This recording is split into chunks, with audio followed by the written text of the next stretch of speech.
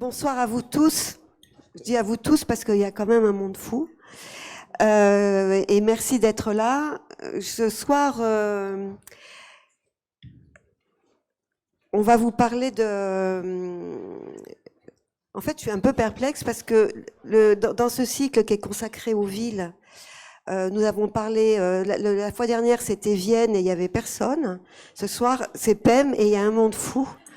Donc... ça fait une espèce de contraste, mais sans doute mérité. Voilà. Alors nous avons vraiment voulu parler de Pem entre donc cela après Vienne et avant Monaco, parce que cela nous donne l'occasion de parler de l'architecture in situ, dans un village de 1000 habitants, qui se situe dans un vaste territoire rural entre Dijon et Besançon. Je pense que beaucoup d'entre vous connaissent Pem, mais je vous le dis pour que vous compreniez notre choix.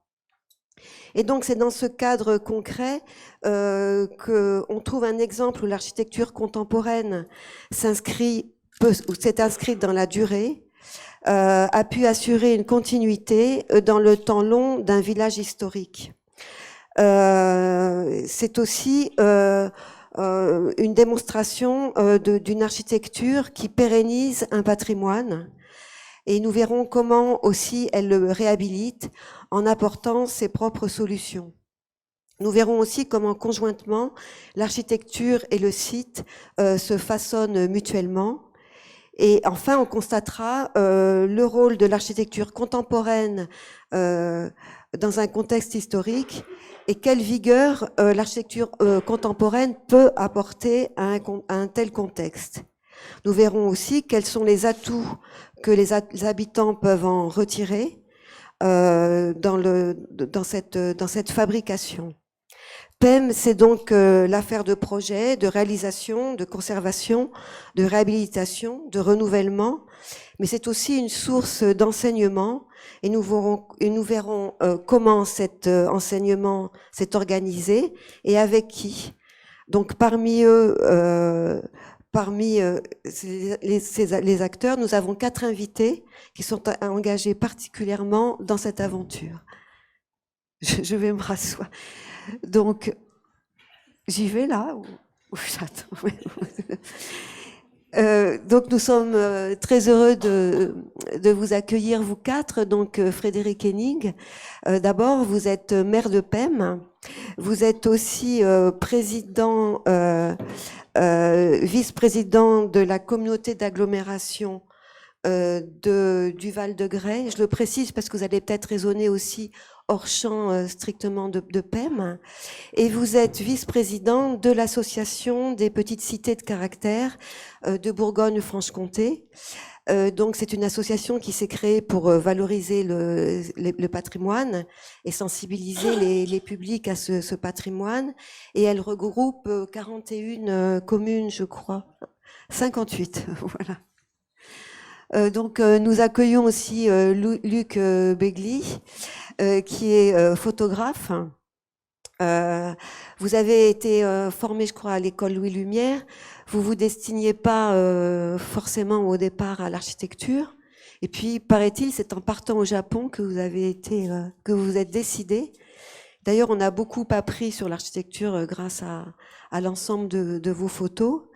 Et vous vous positionnez plutôt comme un traducteur ou quelqu'un qui assurerait un passage entre l'architecture et nous. Et vous suivez à travers vos photos les travaux des architectes de la conception jusqu'au contexte dans lequel le bâtiment s'implantera.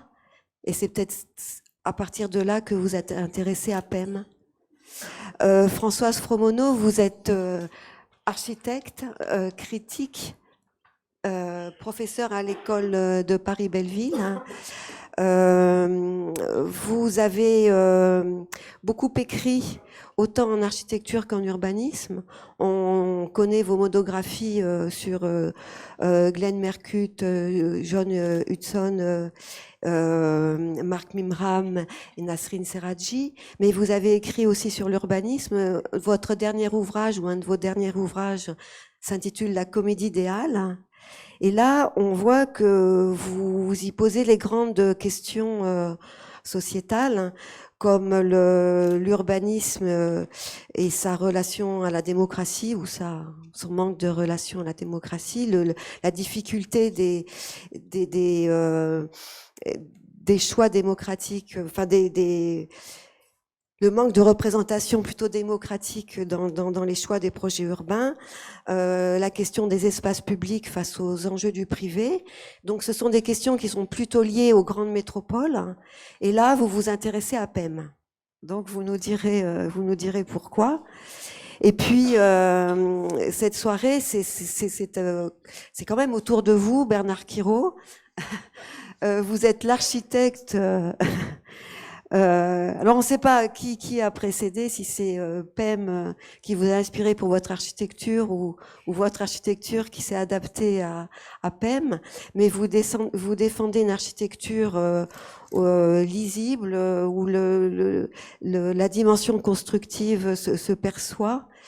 Et puis petit à petit, vous êtes avancé vers PEM parce que vous avez commencé, après un séjour à la Villa Médicis, à travailler, enfin à avoir une agence à Paris, puis ensuite à Besançon, et puis à PEM. Donc je crois que vous pouvez nous faire une petite présentation de PEM, là, si vous voulez bien. Non, mais en deux mots, je vais peut-être, oui. Voilà, décrire un tout petit peu PEM. Pour ceux qui ne savent pas, c'est d'une part, d'abord, quel honneur pour PEM que d'avoir tout ce monde ici, c'est vraiment très sympathique. PEM, c'est un village de 1200 habitants, situé maintenant dans la région Bourgogne-Franche-Comté, qui bénéficie, vous voyez, d'une certaine qualité par son site et son patrimoine. Il est situé, vous le voyez sur cette carte, enfin sur ce dessin, entre à peu près égale distance entre Dijon et Besançon, 50 km, qui sont les deux métropoles régionales, si on peut dire maintenant. Et puis, à égale distance aussi de deux villes plus petites, qui sont Gré et Dole. L'une Dole, qui se maintient à peu près bien, qui est un des premiers secteurs sauvegardés de France et qui est une très très belle ville, et Gré, qui est l'image même des difficultés que rencontrent ces territoires, qui est complètement voilà, saccagée, et pas d'autre mot. Cette ville va mal, très mal. Et vous voyez la situation géographique de PEM, qui bénéficie de cet effet de plateau qui vient d'un seul coup chuter dans la vallée de l'Ognon. C'est le nom de la rivière qui elle-même se jette dans la Saône, pas très loin de PEM. Vous voyez sur ce croquis cette coupe assez caractéristique qui fait que quand on habite PEM, on habite ce paysage avec ses remparts et cette vallée qui, fort heureusement, est inondable et qui est donc préservée de toute construction. Autrement, voilà, ça serait comme tous les autres villages de France et comme tout le reste de la périphérie de PEM, assez abîmé aussi, mais fort heureusement, la géographie nous a préservé. Ça, c'est un plan de PEM du centre historique dont je peux faire rapidement, voilà, qu'il est constitué de deux noyaux, ce qu'on appelle le bourg castral ici, dont on voit qu'avec son urbanisme un peu concentrique, il était bâti autour d'un donjon, et puis une ville neuve fondée au XIe siècle sur un plan quadrillé, avec la grande place, l'église, et ce vide qui sépare les deux, et tout ce paysage des remparts. On mène, ça c'est un exemple du travail de relevé que l'on mène sur ce village à l'occasion du séminaire dont je parlerai tout à l'heure. Juste pour dire, non pas pour montrer des photos de projet, mais pour dire que cette aventure un peu de l'association et de notre installation à PEM, il n'aurait pas été possible sans que l'on ait réalisé tout d'abord une école où on s'est beaucoup battu pour qu'elle reste dans ce centre ancien, puisque évidemment, vous le savez, dans toutes les communes de France, on veut mettre les écoles dans les champs à côté pour que les véhicules manœuvrent mieux. On s'est battu déjà à l'époque pour que PEM et cette école restent sur ce rempart avec cette situation qu'aucun enfant ne peut oublier quand il l'a vécu de promontoire. Ce bâtiment périscolaire aussi, qui a considérablement modifié une partie du centre ancien de PEM. Et c'était en quelque sorte le coup de départ, le point de départ à la fois de notre installation définitive, en tout cas pour le moment à PEM, et à la fois de la création en quelque sorte de cette association. Donc je crois que maintenant je passe la parole à Luc Beugly. Merci beaucoup pour cette présentation. Luc Beugly, est-ce que vous pourriez nous donner un aperçu en images Enfin, d'abord, nous dire pourquoi vous êtes allé à PEM. En fait, ça fait donc 25 ans que Bernard et moi nous connaissons. Je documente son travail depuis les années 90. Et en 2015, assez naturellement, quand le séminaire a débuté, il s'avérait on a eu le désir de documenter les points, les lieux sur lesquels travaillent les étudiants chaque année par un corpus photographique. Tout de suite, dès le début, j'ai voulu que ce corpus soit homogène tout au long des années pour que, au fur et à mesure, il s'enrichisse. Et donc, j'ai fait un choix de cadrage, un choix de point de vue. Et c'est comme ça que l'aventure a commencé. Donc, vous verrez tout au long de la soirée un assez grand nombre de photographies, si vous les avez toutes mises, et qui vont défiler tranquillement derrière nous et qui montrent un petit peu comment je voulais, comment je voulais exprimer le regard que je portais sur cette petite ville qui a des qualités évidemment évidentes et dont les guides en général attestent. C'est une ville historique qui fait partie, je crois, des réseaux des plus beaux villages de France. Tous les guides en parlent comme un détour nécessaire lorsqu'on visite cette région. Donc c'est pas pour moi à proprement parler de faire l'éloge ni de son bâti, ni de ses curiosités, ni même de son bien vivre, parce qu'à PEM, le long de l'Ognon, évidemment, la vie est fort agréable, en particulier en été. Non, j'ai voulu plutôt, en m'inscrivant donc dans les préoccupations du séminaire, qui est de choisir chaque année quelques points particuliers de la ville et de travailler sur ces points particuliers. J'ai voulu petit à petit essayer de dégager les qualités de cette ville, mais aussi sa relation au grand paysage du côté du sommet du côté de l'Ognon, et également la fuite du regard en pente douce vers le plateau. Donc c'est un peu ça ce que j'ai voulu exprimer. Donc aujourd'hui on a un corpus qui est assez important, qui vient en résonance avec le séminaire, et j'espère je dirais qu'en le constituant, il enrichit le séminaire, il permet aux étudiants une meilleure appréhension de la ville, de cette ville.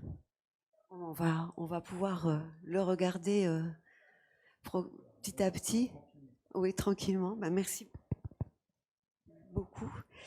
Et pour revenir sur la ville de PEM elle-même, pour un maire, quels sont les enjeux? D'abord, c'est une ville historique. Elle a un patrimoine, et cette aventure fait qu'elle se renouvelle.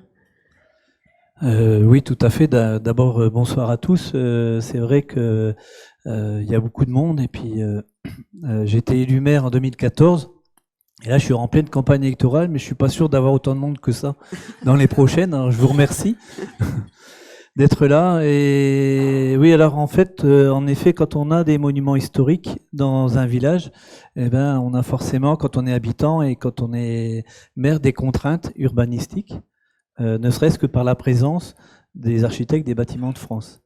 Et pour certains bâtiments, des monuments historiques. Alors, on a deux solutions. Soit on regarde pas le patrimoine, ou soit on se dit c'est un devoir de mémoire même de l'entretenir et de le faire vivre. Et donc c'est un peu notre option dans notre équipe municipale en 2014, un peu une cité vivante, et on veut pas faire une cité musée. Et c'est la philosophie des cités de caractère, Bourgogne-Franche-Comté, dont vous parlez, dont je suis vice-président. Et ça vaut le coup de s'arrêter un tout petit peu sur qu'est-ce que c'est que cette association des cités de caractère Bourgogne-Franche-Comté, qui a été créée à Pem par un ancien maire de Pem. Et donc le constat était simple. Les communes de 2000 habitants ont un patrimoine et des contraintes. Et qu'est-ce qu'on en fait ? Est-ce qu'on prend le taureau à bras-le-corps ou est-ce qu'on décide de faire outre ce patrimoine? Et aussi, deuxième obligation, ça coûte des sous quand on est dans un secteur classé. Unissons nos forces, les communes, pour faire du lobbying auprès de l'État, de la DRAC et de la région. Et on a des politiques maintenant spécifiques sur les actions des cités de caractère. Donc 58 communes. Et notre travail, c'est sur le patrimoine, plus que sur le tourisme d'ailleurs. Et chaque commune doit respecter une obligation d'avoir une ZPPUP, donc maintenant un site patrimoine remarquable avec un règlement. Donc des contraintes d'urbanisme forts pour les habitants.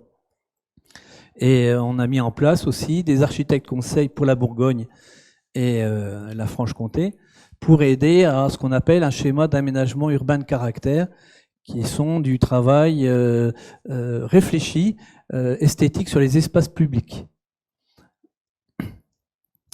Sur les 58 communes, je pourrais citer des nouvelles de Bourgogne, comme ce mur en Auxois, Cluny, vous devez connaître, ou Rosny-les-Sept-Écluses, récemment, mais en Franche-Comté, Ornans, bien entendu, et Arquesnan. Alors là, c'est l'archétype Arquesnan, vous savez, patrimoine mondial de l'UNESCO, mais il y a un village autour, et le maire et les habitants, il faut qu'ils vivent sur valoriser l'espace public et aussi leur demeure.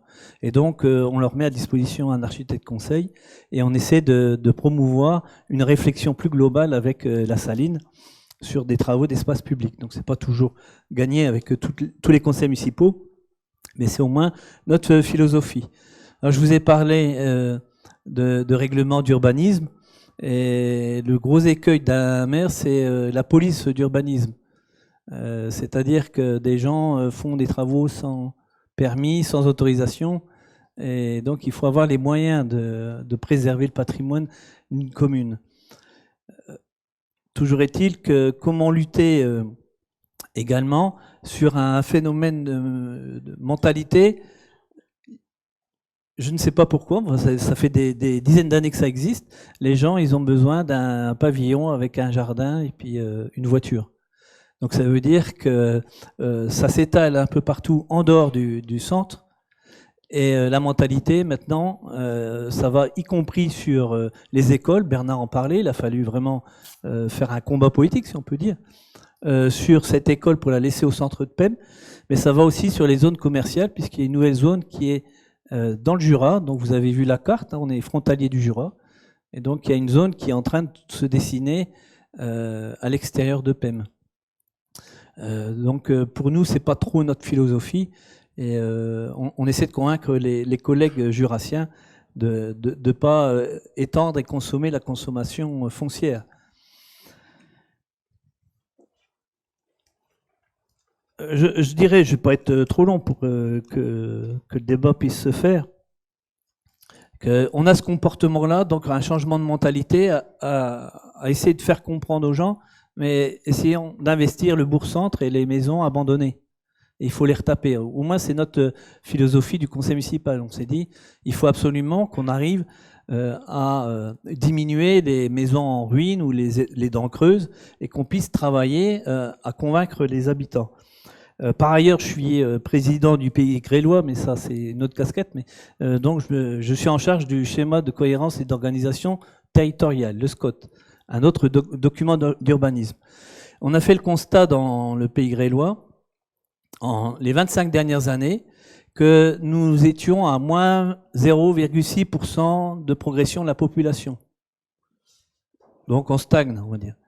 Mais dans le même temps, il y a 12% de logements supplémentaires qui se sont faits.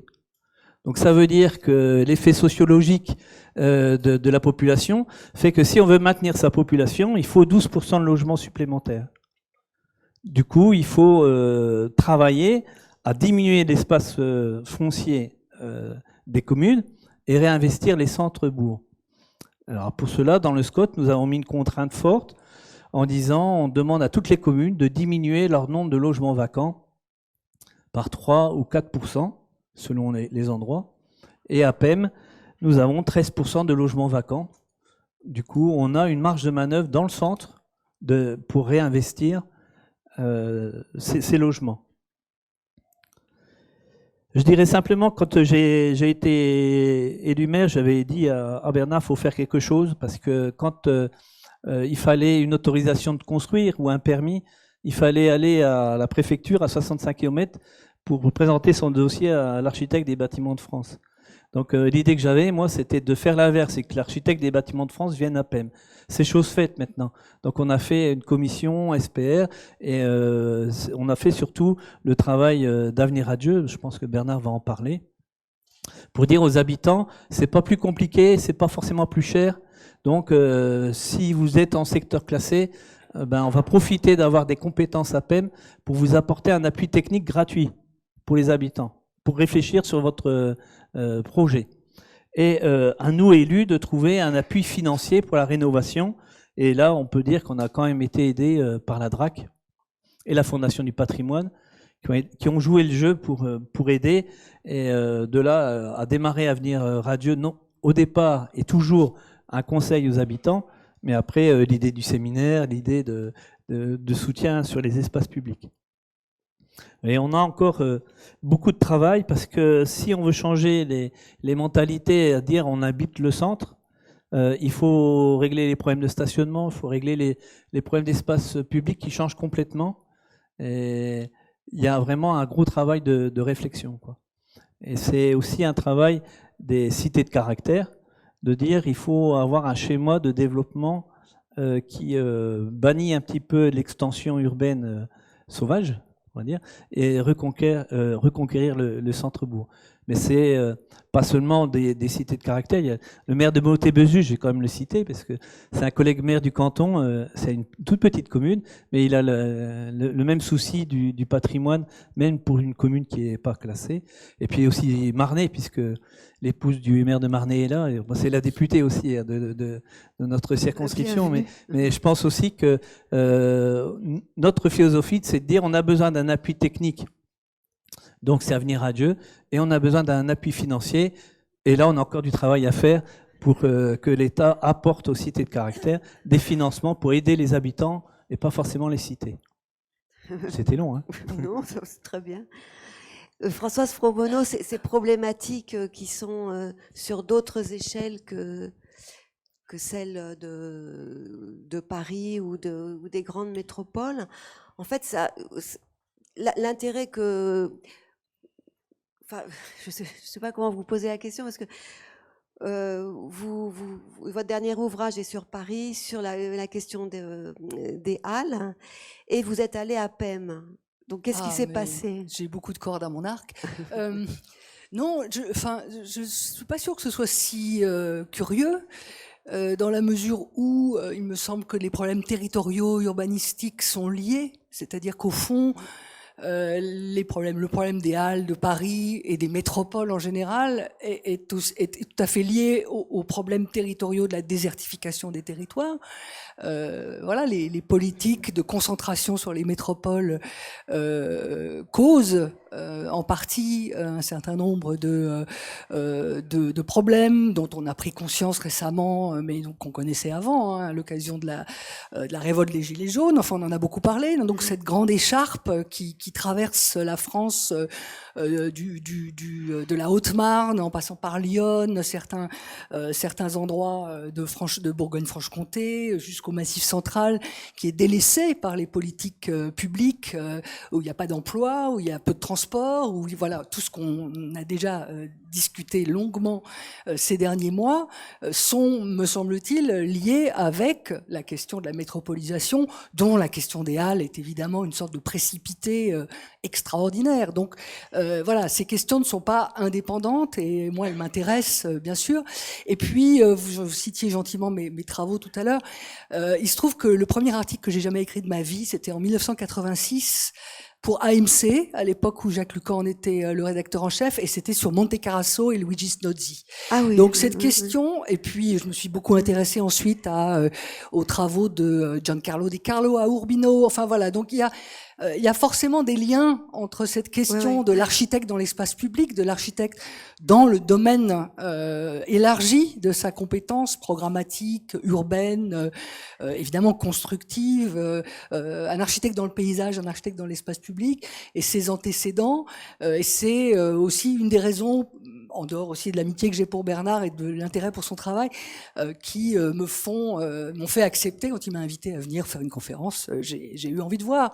Et j'ai vu, alors on n'a pas beaucoup parlé de l'association Avenir Radieux, ça va peut-être venir, mais évidemment ce travail de terrain concret sur les sites où quelqu'un est à la fois l'architecte, il est maître d'œuvre, il rénove dans une ancienne grange ou dans une ancienne maison sa propre agence qui devient quelque chose d'exemplaire, qu'ensuite il vend, il en rénove une autre, il travaille avec le maire, il réunit les habitants, il discute, il fait un séminaire dans lequel des étudiants viennent l'été s'essayer à ce mélange qui me semble vraiment utile pour pas seulement pour les architectes ou les étudiants, mais pour la vie civique, entre voilà, des conférences, des débats, des projets. Voilà, tout ça, moi, m'intéresse, et c'est pas loin de choses que j'essaie de faire dans mon enseignement. Voilà. Très bien, merci beaucoup. Donc Bernard Quirault, vous, c'est à la fois la volonté de faire et celle de transmettre.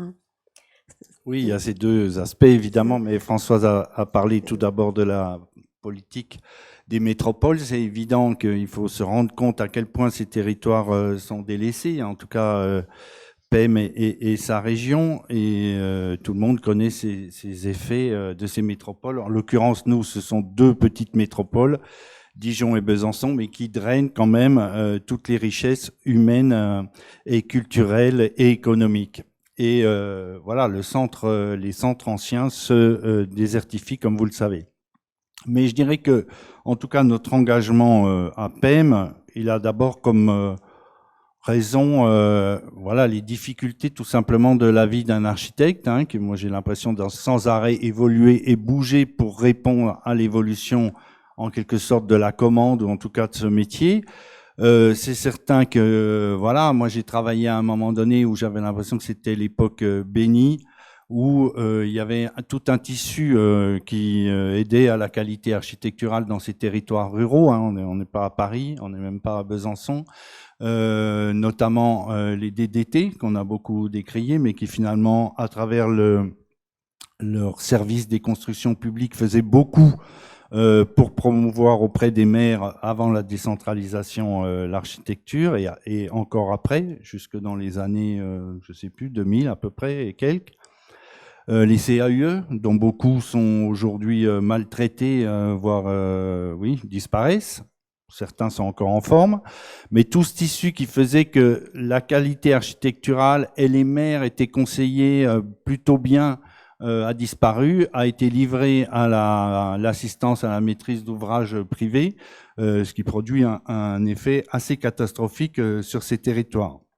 Donc, face à ça, moi je me suis dit, bon, c'est comme une sorte, non pas de repli, mais d'investir un lieu presque quotidiennement pour essayer, évidemment, Giancarlo Di Carlo, mais bon, malheureusement, tout le monde n'est pas Giancarlo Di Carlo, mais voilà, des exemples comme ça ont été évidemment importants pour nous, d'essayer d'investir une ville, parce que finalement, un architecte, au bout d'un moment, dessiner des bâtiments, c'est très bien, mais voilà, ça dessiner aussi, participer à la vie d'une ville, et à son dessin, c'est autrement important. Donc c'est ce qu'on a voulu faire à PEM avec cette association qui porte ce nom un peu bizarre d'Avenir Radieux. C'est tout simplement le titre d'un ouvrage, d'une brochure, PEM, un passé glorieux, un avenir radieux. Donc on a repris le nom. Évidemment, ça fait un peu référence à Le Corbusier, à la cité radieuse et à la ville radieuse, mais bon, ça c'est anecdotique. Donc c'est un peu pour voilà, changer d'air en quelque sorte de cette commande publique très complexe, très difficile que l'on a fait cette association. Alors ça supposait cet effet de proximité. Au début, on a été critiqué par les CAUE qui ont pensé qu'on allait leur faire de l'ombre, sauf que le CAUE il ne s'occupe pas des problématiques détaillées à tel point, enfin telles que celles dont on s'occupe. Alors, c'était aussi un espèce d'espoir qui a peut-être mal tourné, mais de voir les architectes s'emparer de ces problématiques environnementales dont on nous rabat voilà, sans arrêt ce sujet, en se disant peut-être ces problématiques environnementales vont faire qu'on va pouvoir mettre en discussion le modèle pavillonnaire, promouvoir la restructuration d'un centre ancien tel que celui de PEM, montrer qu'on peut adapter, parce que beaucoup de gens pensent qu'on veut préserver ce centre ancien, c'est pas du tout le cas, au contraire, on veut le modifier, l'adapter, démolir, et pour montrer que ces typologies, en quelque sorte, d'habitat traditionnels sont porteuses, voilà, par moment d'une très grande qualité spatiale et qu'elles peuvent être adaptées au confort moderne, comme on dit. Notamment voilà, elles sont souvent des typologies profondes, sans espace extérieur. Il faut savoir créer des espaces extérieurs, des terrasses, toutes choses qui sont normalement interdites à PEM, et on sert un peu d'intermédiaire pour cela. Mais pour le faire, il fallait qu'on montre l'exemple. C'est un peu ce qu'on a fait à travers ce projet d'école, c'est ce qu'on a fait à travers le projet de notre agence. Et ensuite, on a pu engager cette action grâce au début, on n'a pas pu le faire parce que le maire n'était pas intéressé. Puis est arrivé Frédéric Hénin qui s'est dit intéressé par ces problématiques et on a commencé à travailler avec lui. Mais je dirais qu'à l'origine, il y a quand même, voilà, c'est pas l'envie de travailler à la campagne, c'est aussi, moi ce qui m'intéresse, c'est ce rapport à la matérialité très spécifique que l'on a quand on est confronté à des villages comme ça, ou comme justement Giancarlo De Carlo a pu l'être à Urbino. Ça pousse à faire une architecture différente, ça pousse à réancrer l'architecture dans des questions constructives, dans des questions, voilà, des ouvrages qui m'ont beaucoup marqué.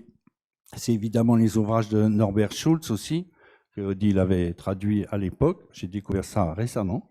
Mais évidemment, ce rapport de l'architecture au site, du fait que l'architecture est là pour concrétiser un site, pour le donner à lire, c'est très important pour nous. Alors, cette association, elle a 3 actions en quelque sorte. Un, le conseil gratuit aux particuliers. Ce que l'on fait couramment et quotidiennement presque, mais ça peut être pour un projet complet, comme ça peut être le plus souvent pour changer une fenêtre, faire un enduit, etc. La deuxième action, c'est l'organisation de ce séminaire d'architecture. On est la seule région, peut-être il y en a 2, je crois maintenant, grande région qui n'a pas d'école d'architecture. Donc c'était aussi une manière de lier des contacts avec le monde académique que d'organiser ce séminaire, de faire se confronter ces jeunes architectes à ces questions de matérialité qui sont souvent un peu oubliées peut-être dans les écoles. Et en tout cas, c'est un moment très sympathique. Et pour moi, très égoïstement, c'était aussi le fait de, comment dire, de se constituer une famille, c'est-à-dire d'inviter des architectes dont j'aimais le travail, mais que je ne connaissais pas du tout, qui ont tous accepté de venir donner ces conférences. Et donc, petit à petit, je trouve que les architectes sont très isolés, il n'y a plus de théorie pour les réunir, ils n'ont souvent pas d'ambition commune, et finalement, inviter ces gens qui pensent un peu comme nous, pour le dire très simplement, c'est très important, quoi, de petit à petit, chaque année, chaque séminaire grandit cette famille.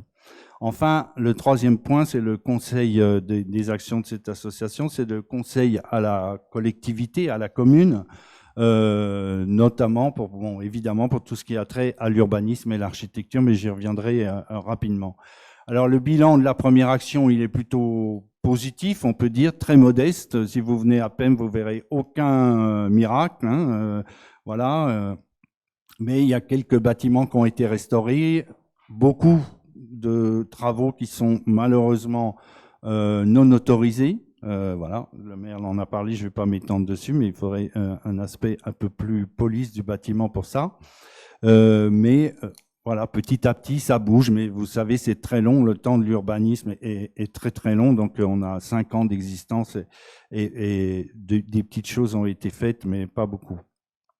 Le bilan du séminaire, lui, il est très très positif. C'est vraiment un moment vraiment très très enthousiasmant et très très agréable. On a parlé de Monte Carasso aussi, c'est important puisque la personne qui l'organise avec moi depuis le début, c'est justement un disciple, disons-le comme ça, en tout cas le bras droit de Luigi Snozzi à Monte Carasso, un des bras droits, Stefano Moore. Et puis, ce cycle de conférences, comme je dis, fonctionne très très bien. On a la chance d'avoir accueilli voilà, Jacques Lucan, Roberto Gargiani, François Romono, beaucoup d'autres encore, Clément Vergely, Gilles Perraudin. Voilà. Et à chaque fois, c'est vraiment, moi, ce que je trouve assez réussi, en tout cas par rapport à Monte Carasso, c'est le fait que bon, on a un public assez large, comme partout ailleurs ou comme peut-être sauf ici, les architectes ne viennent pas à ces conférences. Hein. Vous pouvez les inviter à une conférence de Roberto Gargiani, personne ne vient. Mais le public, les Pémois, viennent. Alors évidemment, des fois, ils comprennent pas tout, mais je crois que ça, voilà, ça concourt à créer une certaine culture architecturale dans ce village de 1200 habitants. Le bilan le plus mitigé, c'est celui de la 3e action. Le maire est au courant de mes mécontentements sur voilà, le fait que je trouve que par moment l'action du conseil municipal n'est pas assez unie derrière ces problématiques. Parce que le problème n'est pas de restaurer ce village, le problème est tout simplement de le faire vivre.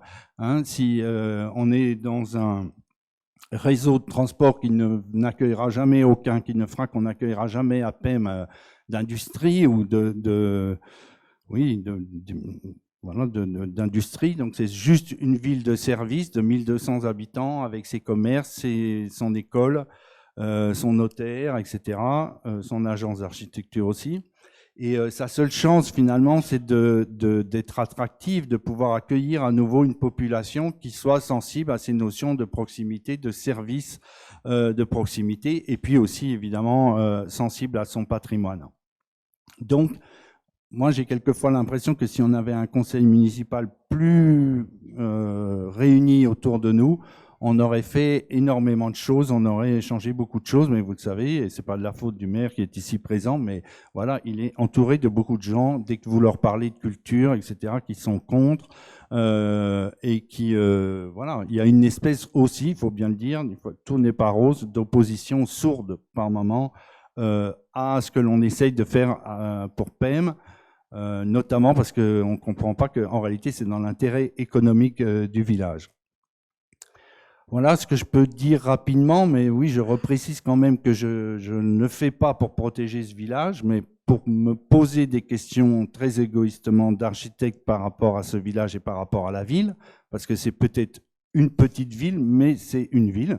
Et voilà, je trouve que c'est passionnant d'intervenir dans une ville et de faire plusieurs projets dans la même ville. Et puis, oui, c'est ça qui m'anime en particulier, mais voilà, c'est une aventure longue dont on pourra reparler dans 10-15 ans si on continue à la mener.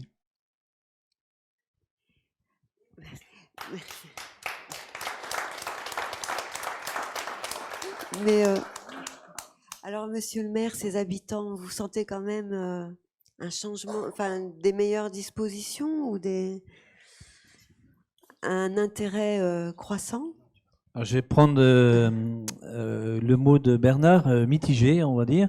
Ça n'évolue pas. Ouais, si, Si. pour moi, ça évolue bien. D'une part, parce que les habitants participent aussi au séminaire. Et ça fait 2 ans maintenant que les étudiants sont accueillis dans les familles. Et donc ça contribue beaucoup. Maintenant, les gens viennent pour changer une fenêtre, ils viennent en mairie, on les envoie à Avenir à Dieu. Il y a encore 3 ans, ils changeaient la fenêtre et puis après, c'est nous qui on s'apercevait du changement de fenêtre, quoi. Donc, non, je pense qu'il y a une évolution, mais comme il a dit, c'est très très lent. C'est très lent et il reste encore la pensée dominante que c'est mieux de construire un pavillon, c'est moins cher, c'est mieux isolé et c'est plus pratique. Alors maintenant, les gens veulent moins de surface parce que le dimanche, ils veulent plus tondre. Mais enfin, l'esprit est là et on veut construire des boîtes à chaussures sur l'extérieur. Ben, je recevais par exemple la direction de Colruyt qui veut construire justement dans le Jura un hypermarché. Il me disait qu'il était à son coût économique rentable, c'est 900 € le mètre carré. Donc vous imaginez ce que vous pouvez faire à 900 € le mètre carré, quoi. Donc moi je lui ai dit on va faire ça autrement. On va avec Avenir à Dieu vous faire un projet sur des bâtiments. On va le chiffrer et puis on va aller voir l'État, la région pour essayer que la collectivité vous fasse au même prix et la différence on va essayer de financer avec de l'argent public pour prouver qu'on peut faire ça à l'intérieur de PEM. En tout cas, c'est important ce qu'il vient de dire parce que, par exemple, c'est une des problématiques dont s'est emparé le séminaire cette année, c'est-à-dire comment on construit un supermarché avec ses contraintes économiques à ce prix-là dans un centre ancien, historique comme celui de PEM. Et ça, c'est des questions vraiment, voilà, qui peuvent paraître secondaires, mais qui sont très intéressantes à développer avec les étudiants. Et j'ai moi-même beaucoup appris ce dernier été. François, tu veux parler d'enseignement ? Oui, justement, parce que en fait, comme vous êtes professeur à l'école d'architecture de Paris-Belleville, peut-être que ce type d'enseignement vous paraît complémentaire et peut apporter d'autres possibilités. Ah oui, absolument. Oui, c'est comment dire. Je trouve que le séminaire. Enfin, moi, je participe pas vraiment à la phase projet. Mais j'en vois les prémices et puis voilà, je fais des petites conférences, on boit des apéritifs après dans la cour avec les habitants, la cour d'école. Enfin, il y a vraiment une manière, encore une fois, de fusion, de dialogue, de rencontre entre des gens qui normalement ne se rencontrent pas. Donc ça, c'est assez merveilleux et ça me semble manquer terriblement à l'enseignement dans nos écoles d'architecture. Qui sont totalement déconnectés, enfin, je veux dire, de toutes ces réalités, qu'elles soient d'ailleurs métropolitaines, souvent, ou rurales, ou villageoises, ou dans les bourgs, enfin. Et je trouve que à fréquenter ce séminaire depuis 2 ans, on se prend à rêver que ce soit une manière d'enseigner qui soit étendue, qui soit pas seulement une sorte de plus pour quelques étudiants qui se retrouvent à PEM, mais que peut-être, enfin je sais pas, moi j'aurais envie que dans les écoles d'architecture, la 3e année par exemple, soit dédiée à une série comme ça d'immersions successives dans des territoires différents, une sorte d'année nomade dans laquelle on irait comme ça dans des lieux où pourraient se croiser toutes ces dimensions in situ, plutôt que d'avoir des étudiants qui font des projets où ils vont passer une semaine à grands frais, je ne sais où, pour revenir dans leur studio à l'école et faire hors sol un projet qui sera jugé, je ne sais pas, sur les jolies perspectives qu'on en tirera. Enfin, je résume ça de manière un peu exagérée, mais voilà, donc cette manière de faire, cette manière de créer, tu disais une famille, moi j'aime pas beaucoup le mot, mais je préfère le mot de communauté, enfin une communauté au sens éphémère, qui se recommande d'elle-même, qui se réunit parce que on a des affinités, et puis si ça marche pas, ben on s'en va, et on agglomère d'autres gens. Enfin, tout ça dans un site au sens le plus large du terme, qui inclut les questions en effet politiques, économiques, constructives, tous les dilemmes aujourd'hui de ce que c'est que construire dans un certain prix, avec quels matériaux, avec quelle filière, qu'est-ce qu'il y a comme ressources sur un territoire. Enfin, voilà, tout ça me paraît être une solution d'avenir revenir, c'est peut-être pas la seule, mais à ce que moi je considère comme une vraie crise des écoles d'architecture, encore une fois parce qu'elles sont détachées de beaucoup de choses, qu'elles sont trop grandes, il y a trop d'étudiants, tout est trop morcelé, on est des enseignants qui se rencontrent jamais, ou alors qui forment des petits clans entre gens qui sont de toute façon, qui pensent la même chose, alors que là, voilà, on rencontre des gens avec une sorte de partage sur l'essentiel, qui n'ont pas forcément le même point de vue, ça c'est intéressant. Donc voilà, moi j'y vois aussi quelque chose de cet ordre, quoi, de l'envie qu'on peut avoir d'enseigner autrement. C'est même pas enseigner, c'est apprendre ensemble. Voilà, où on dépasse cette notion, moi que je déteste, de transmission, comme si l'architecture était une sorte d'artisanat éternel dont il fallait apprendre les règles intangibles, mais plutôt poser des problèmes dont on n'a pas forcément les solutions et où voilà. Construire des questions, risquer des hypothèses, faire un peu de recherche au fond, au bon sens du terme, eh bien voilà, ça c'est pour moi un espoir de l'enseignement dont ce séminaire de 15 jours est pour moi un ferment, enfin vraiment très, très riche et très plein de potentiel, voilà. Alors, il y a beaucoup d'étudiants dans la salle, je ne sais pas si ça leur parle ce que je raconte, mais je suis sûre que oui. Vous vouliez rajouter quelque chose Parce que Bernard, toi, tu n'enseignes, oui. enfin, tu n'es pas enseignant, et je trouve que d'une certaine manière, ce séminaire est, voilà, ce que je disais, une forme de, un peu, sinon nouvelle, du moins inédite d'enseignement. Oui, c'est sûr, c'est un peu expérimental, ne serait-ce que parce que, comme tu l'as dit, d'abord se confrontent là des gens qui sont pas forcément de même culture du tout. Entre Stefano qui arrive de son Tessin, de cette école de Snodzy, qui a beaucoup de qualité dans la lecture du territoire, mais qui par moments pourrait se révéler un peu brutal par rapport à ce patrimoine fragile. Depuis 2 ans, Émilien Robin, enfin beaucoup de gens se sont succédés, puis surtout tous les conférenciers apportent eux aussi une lecture, notamment ceux qui arrivent à la fin, puisque Jacques Lucan et Odile sont venus. Ceux qui donnent la dernière conférence restent pour les corrections et ceux qui sont venus les autres années reviennent, notamment les architectes de CAB et Clément Vergely et Christophe Joude aussi de l'EPFL reviennent chaque année et à chaque fois ça fait cette espèce de vision sur ce travail de 15 jours qui, comme tu l'as dit, c'est pas une correction parce qu'évidemment en 15 jours tu fais pas vraiment un projet, mais ce que je trouve extraordinaire, bon, ce qui est le propre quand même de tous les travaux d'étudiants, c'est que à chaque fois ça pose des questions nouvelles, ça nous fait voir ce territoire que l'on fréquente pourtant quotidiennement totalement différemment. Mais peut-être la salle a... Voilà, je savais que ça allait susciter des réponses.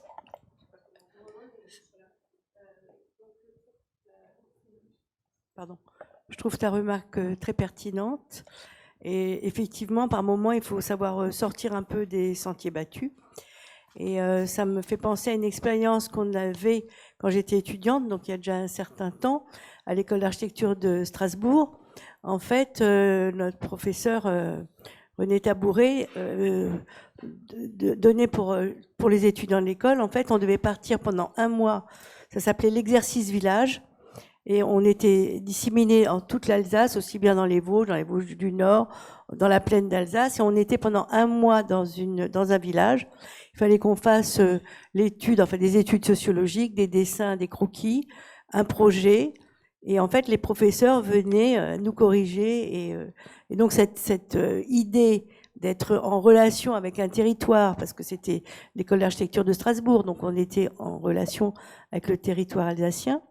Et c'était très marquant. Et les étudiants, je pense que tout étudiant qui avait vécu ça s'en souvenait à tout jamais, parce que je veux dire, on avait une vie, une interrogation directe sur un territoire.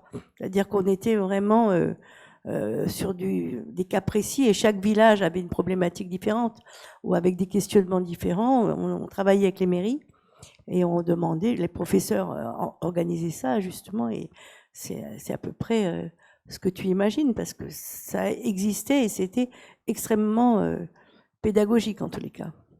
Mais ce qui est particulièrement extraordinaire, je trouve, à PEM, c'est aussi le fait que le fait que Bernard soit installé sur place, qu'il ait fabriqué ce réseau de réflexion sur la ville avec les élus qui connaissent tous les habitants, pratiquement chaque maison, Voilà, tout ça donne aussi à ce séminaire une sorte de...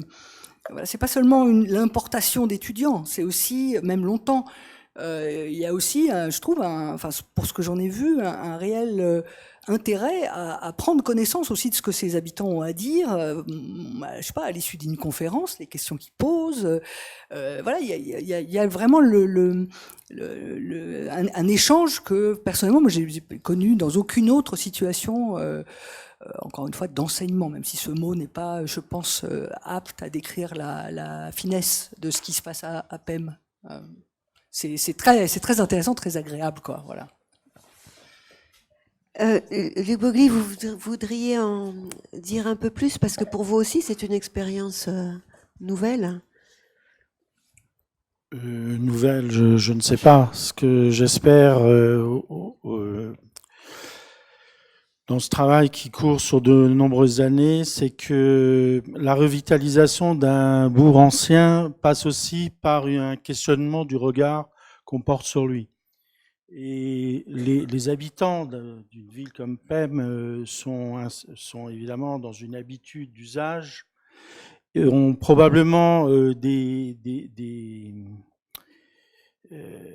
habitudes de déplacement dans le bourg qui peut-être à un moment donné ne leur permettent plus d'avoir un regard global sur ce bourg, et peut-être que l'empathie qu'ils ont pour ce bourg, pour cette ville, s'émousse.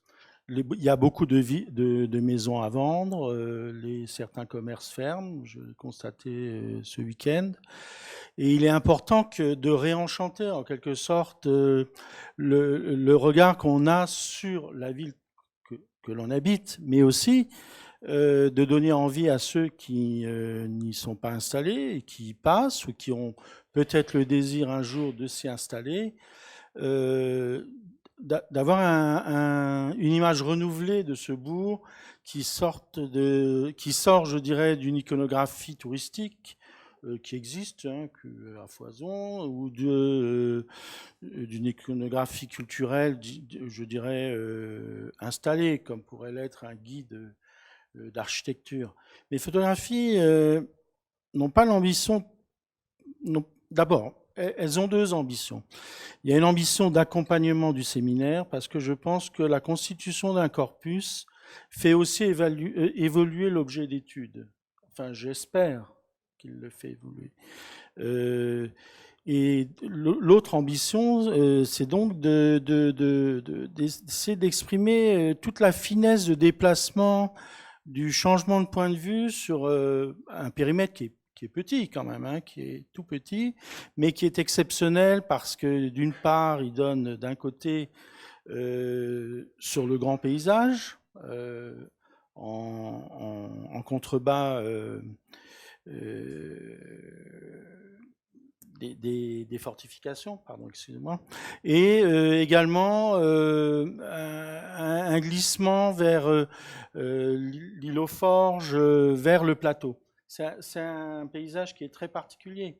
En fait, d'un côté, il apparaît comme un village extrêmement plat, finalement, quand on vient du nord, et quand on oui, c'est ça, et quand on vient du sud, finalement, c'est une forteresse. Et donc, je m'attarde sur finalement des impressions assez ténues,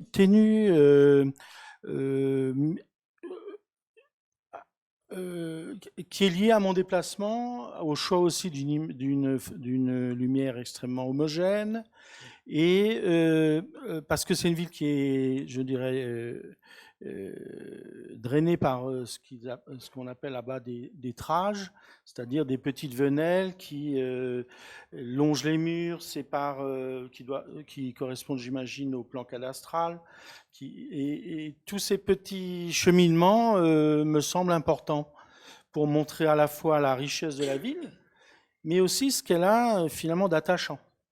Et j'espère que, même vis-à-vis des habitants de PEM, le soin que j'essaye de porter à mon regard sur cette ville participe de cette revitalisation, finalement, de quelque chose qui pourrait paraître être un lieu entre guillemets en fin de vie, c'est-à-dire finalement qui se délite parce que les gens le quittent. Et les gens, PEM, j'imagine, et une cité aussi dortoir, j'imagine que beaucoup de gens travaillent à Dole ou à Besançon, donc finalement, ils ont une pratique du village qui n'est plus du tout celle d'antan, où leur vie se concentrait sur ce village.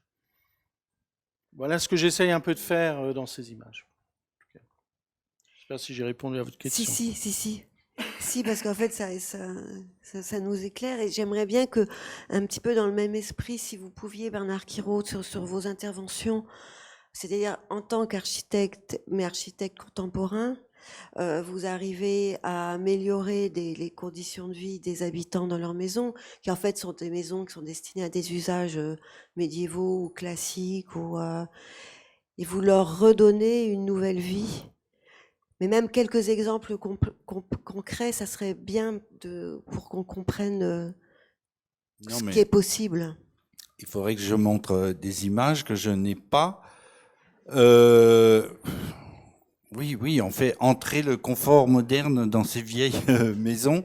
Non, mais moi, ce que j'ai toujours pensé, c'est que c'était aussi intéressant de restaurer un bâtiment que d'en construire, d'en dessiner un ex nihilo. Et en tout cas, je prends beaucoup de plaisir à ça, autant de plaisir que à faire un projet, oui, complètement neuf entre guillemets.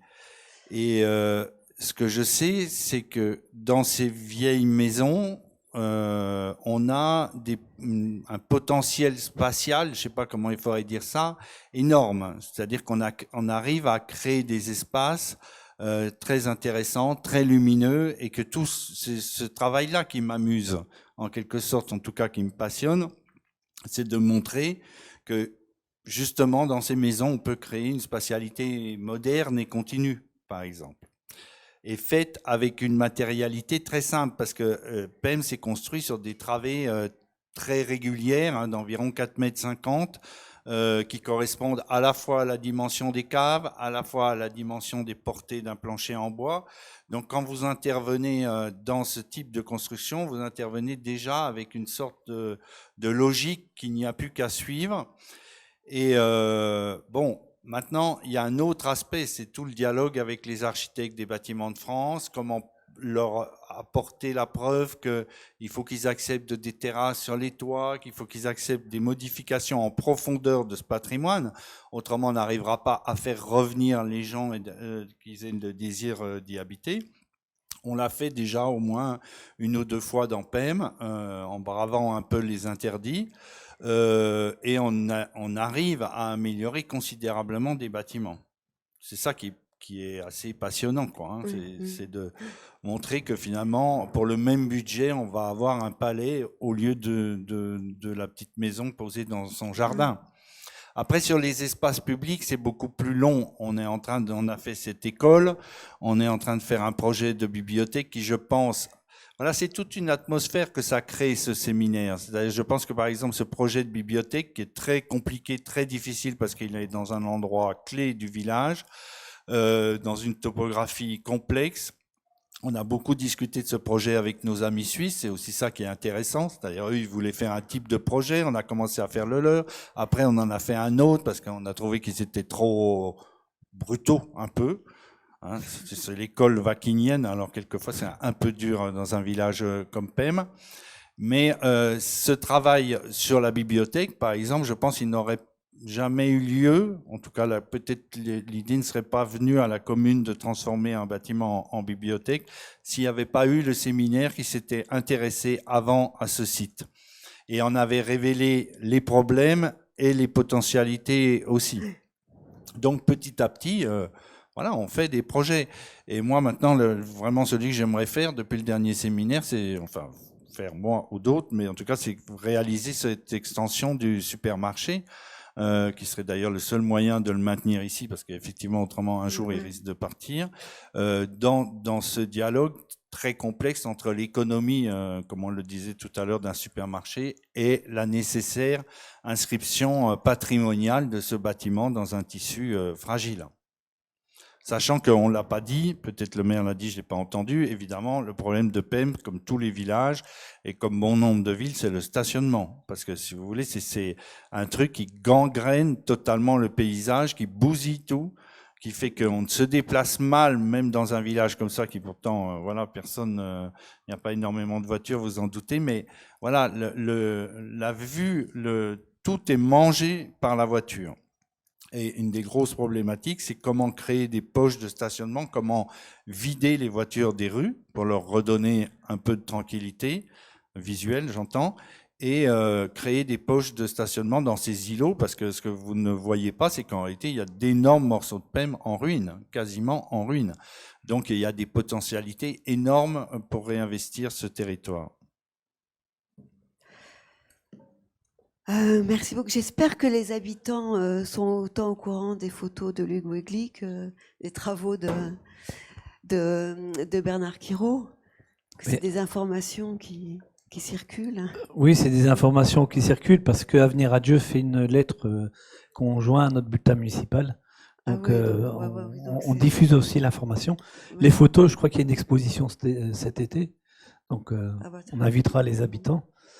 Voilà, mais ils sont au courant parce que quand ils ont un projet, ben, ils savent trouver. Même si on ne les voit pas du tout pendant 3 ou 4 ans, à un moment donné, quand il y a quelque chose, ils viennent. Non, ce que j'ai pas dit du tout, c'est que quand même, voilà, les architectes ne sont pas aimés. Hein, c'est pas à vous que je vais l'apprendre. Ils sont même souvent détestés. Ils ont fait beaucoup de choses eux-mêmes pour mériter par moment ce sentiment.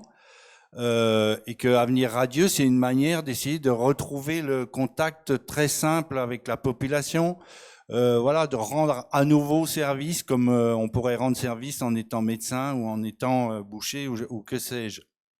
Sachant que, comme vous le savez, on écrit architecture avec les mêmes lettres que charcuterie, donc oui, c'est important. Oui. Et Monsieur Fortin veut, oui. En tout cas, cet aspect, voilà, de redonner une place à l'architecte un peu plus modeste, mais respecté, à travers un conseil bête, hein, sur un enduit, sur un emmarchement. Ouais, ça joue beaucoup, quoi. C'est aussi, moi, ça me fait du bien parce que c'est comme réhabiliter un peu notre image. C'est ce que j'essaye de faire à l'échelle de ce village. Oui, on peut peut-être poursuivre ce débat tous ensemble. Je voulais intervenir justement sur ce dernier mot. La France, l'État, les régions, elles ont des fonctionnaires compétents sur tous les sujets possibles et imaginables, et périodiquement, elles se trouvent incompétents et on interroge les architectes. On a interrogé des architectes pour le Grand Paris. C'est quand même curieux, il n'y avait aucun ingénieur des ponts qui était capable de répondre au Grand Paris. Et là, je dirais que PEM, c'est exactement la même chose. PEM va devenir un icône, en quelque sorte, d'une problématique qui concerne le territoire. Et comme par hasard, en première ligne, dans le fond, grâce à toi Bernard, l'architecture semble être la discipline, le savoir qui est capable de résoudre et de prendre quelques problèmes en main. Évidemment, vous avez vu, si on est en campagne électorale, ces hommes politiques sont incapables d'entretenir un rapport avec le public sur leur projet. Bon. Donc la question du rapport entre la transformation, la fabrication et les habitants, c'est un sujet que les ingénieurs des ponts n'ont pas tellement su résoudre. Et donc, c'est pas pour rien qu'on est assez nombreux ici, que d'un seul coup, PEM devient l'icône un peu d'une démarche qui n'est pas totalement nouvelle, mais qui en tous les cas s'incruste dans un double sens, à la fois dans ce rapport avec la population et avec des gens qui viennent de l'extérieur. Parce que quelque part, PEM existe, il n'est pas en Bretagne, mais il est dans un lieu géographique de l'Europe qui est extraordinairement bien placé et qui permet, dans le fond, de faire de PEM aussi un problème, une icône de l'artefact européen qui sont ces villes et ces villages à caractère historique. Donc là, je crois que c'est une chance pour l'architecture à saisir. c'est que évidemment, c'est dans les lieux où il y a le plus de constitution historique, il y a plus de stratification, dans un regard qui n'est plus celui ni de la restauration. Je trouve que tu as trop employé le mot restauration, Bernard. Je crois qu'il ne s'agit absolument pas de restauration. La restauration, c'était remettre dans un état hypothétique d'une temporalité extérieure. Et vous voyez, d'une certaine manière, je me suis déjà perdu, mais vous avez vu un petit peu ce qu'on a entendu comme bêtise au niveau de Notre-Dame de Paris. C'est absolument fascinant, hein. Et d'un seul coup, on se tourne encore une fois vers ces galeux, à la fois qui sont capables de savoir ce que c'est que la fondation, et aussi, et à peine, on a eu beaucoup de débats, et sur Notre-Dame, on en aura d'autres, sur la silhouette que doivent prendre dans un territoire les objets construits. Je pense, monsieur le maire, je vous l'ai dit plein de fois, il faut que vous couronniez votre œuvre par un édifice qui modifie la silhouette de PEM. Cher Jean-Patrick, franchement, si je puis réagir, cette question d'aborder le territoire par la forme, d'abord, hein, faire de la silhouette, faire de la forme, faire du geste, franchement, je trouve que c'est une des raisons de la détestation des populations, que les populations nourrissent à l'égard des architectes. Et retirer ce que fait Bernard du côté de on va se placer comme architecte pour réhabiliter la discipline, moi, personnellement, je trouve que ce qui m'intéresse, c'est exactement l'inverse. C'est-à-dire le fait que c'est à partir des problèmes que pose un site, que l'architecture, dans sa capacité à nouer des domaines, des échelles, des questions très larges, économiques, politiques, enfin voilà, on l'a dit, qu'elle peut être utile. C'est pas une question de... Absolument pas antithétique. Bah, je suis désolé. Un petit peu quand même. Modifier le site, ça n'est que la résultante de ce que tu viens de dire. Parce que bien évidemment...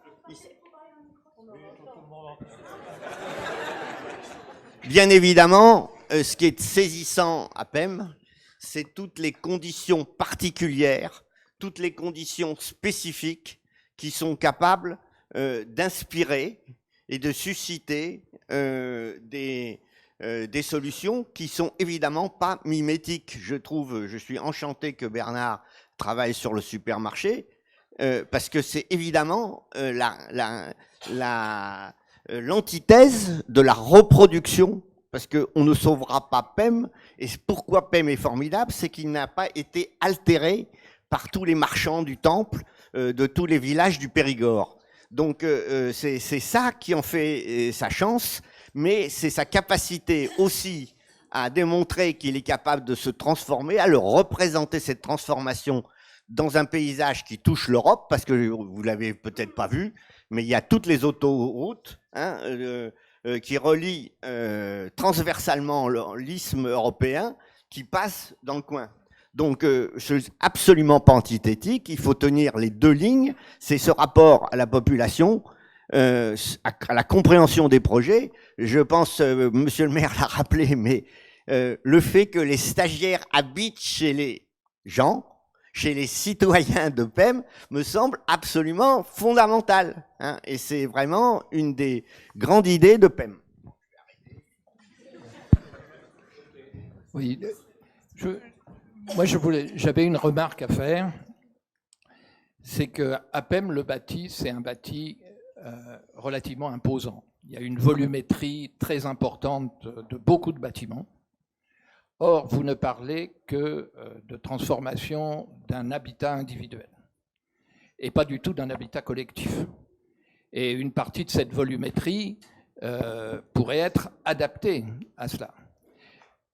Une expérience à laquelle je m'étais intéressé, c'est la réutilisation du bâti existant pour faire de l'habitat social. Alors, je ne sais pas si c'est une problématique d'une petite commune comme PEM, mais je pense que même si la commune ne fait pas 3500 habitants, donc elle n'est pas concernée par la loi SRU, elle a quand même des besoins comme toutes les communes en la matière. Or là, dans votre présentation, on ne parle pas du collectif. Et le collectif est une manière d'habiter le bâti existant, qu'il soit patrimonial ou pas, quand sa volumétrie le permet.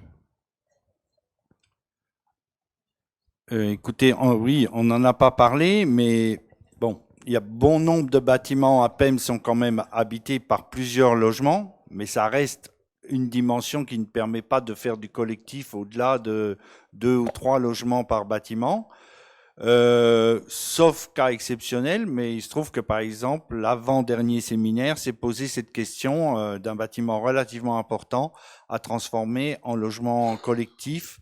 On le fait quand même, on le fait. Mais vous savez, l'échelle quand même ne s'y prête pas énormément, quoi. Hein. C'est quand même des bâtis de 2 niveaux, 3 niveaux grand maximum. C'est pas vraiment l'échelle du collectif quand même, le tissu urbain de PEM. Ce qui ne veut pas dire qu'on pourrait pas y introduire des objets qui soient du logement collectif.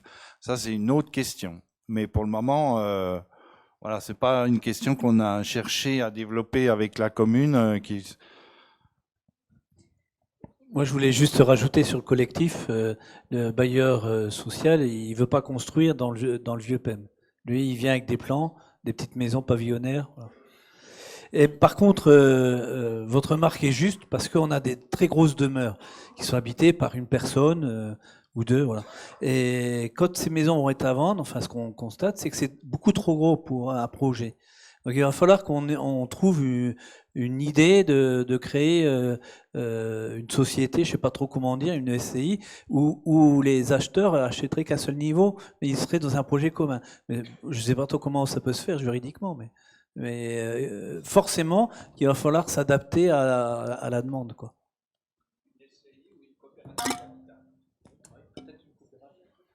Et justement, je m'interrogeais sur. Vous avez évoqué le fait qu'il était nécessaire d'y avoir 12% supplémentaires de logements et que, en parallèle de ça, vous aviez 13%.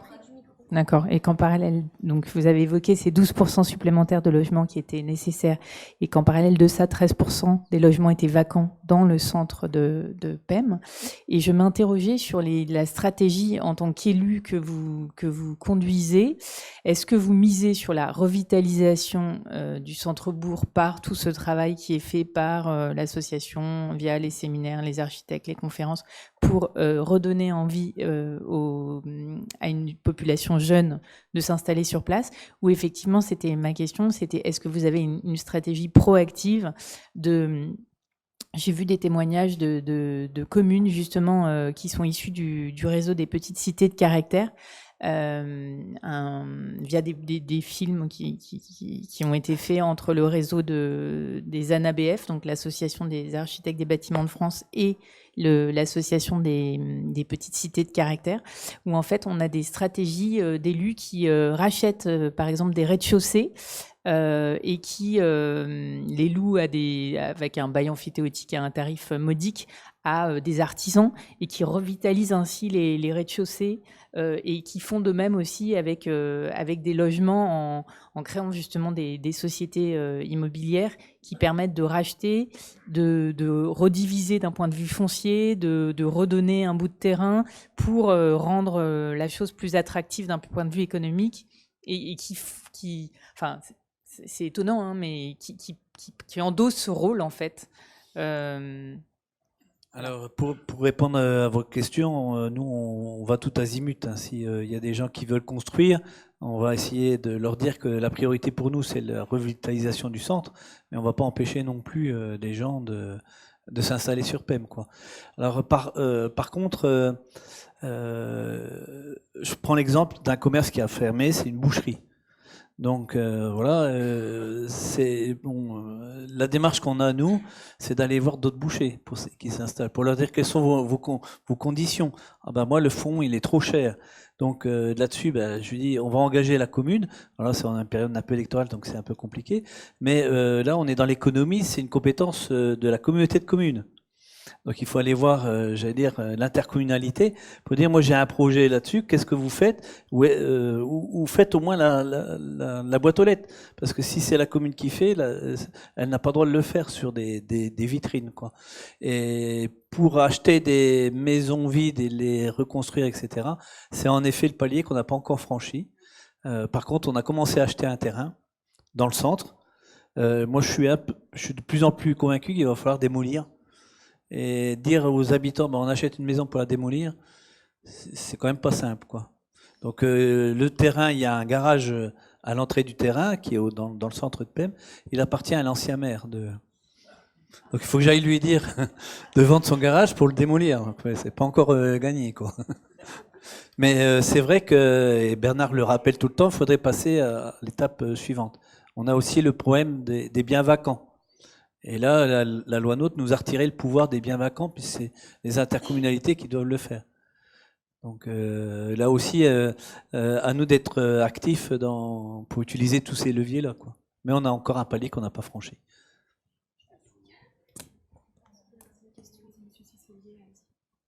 Non, mais je voudrais prendre la suite un peu par rapport à cette question, parce que je suis originaire d'un village à quelques kilomètres de là, quelques dizaines. Et c'est vrai qu'à 18 ans, je suis parti en courant. Alors j'avais peut-être un côté racignac de province, mais je suis revenu toujours avec tendresse, avec amour, famille, etc. Mais je vois ces villages qui dépérissent de toute façon. Donc je trouve tout ce que vous faites, c'est magnifique, comme un chant d'amour un peu désespéré. Enfin, vu de mon côté, hein. Je parle très personnellement là, parce que je suis un peu de là.